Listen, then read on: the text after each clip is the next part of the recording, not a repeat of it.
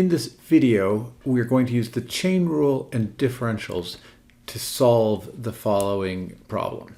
So Lauren owns an 11-year zero-coupon U.S. Treasury bond with principal $1.5 million. So this means that she will be paid $1.5 million at the maturity of the bond, and there are no intermediate cash flows.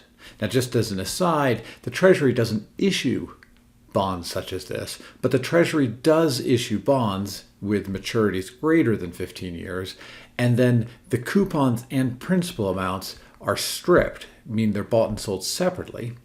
And so this sort of a bond does exist from the U.S. Treasury. So we've got a $1.5 million bond with a maturity of 11 years. There are no intermediate cash flows, so just $1.5 million at the maturity. She wants to estimate the change in value of the bond if continuously compounded interest rates change from 2 to 2.8%. So we're going to use differentials.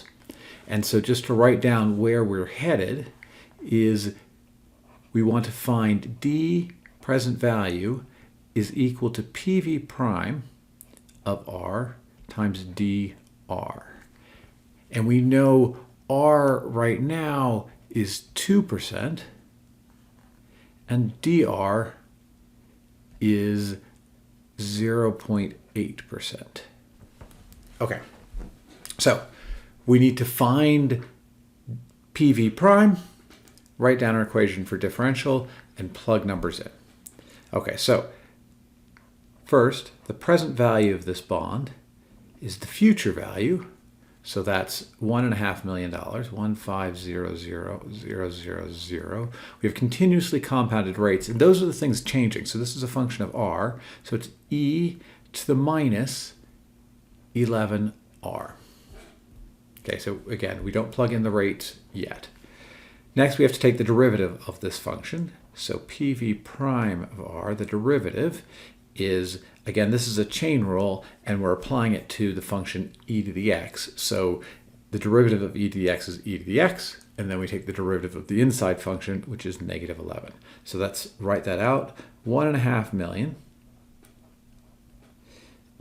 e to the negative 11r, so that's the derivative of the outside function, the e to the x function, and then we have to multiply that by negative 11.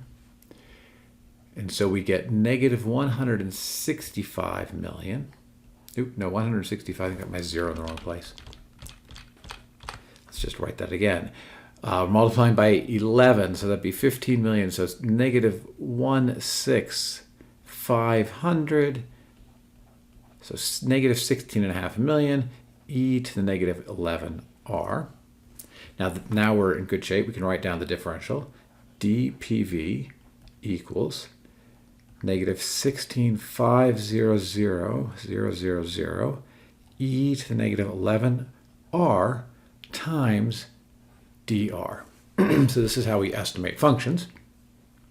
And so finally, we're just going to plug numbers into this equation. So we do dPV is negative 16.5 million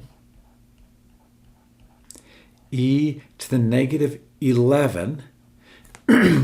We plug in the starting rate, so that's 0.02 times dr, which is 0.008, and we get negative 105,932. So we estimate that if rates go up by 80 basis points, 0.8%, from 2 to 2.8, that this bond is going to fall in value by $105,000 or nearly $106,000. And this is how we solve this sort of a problem.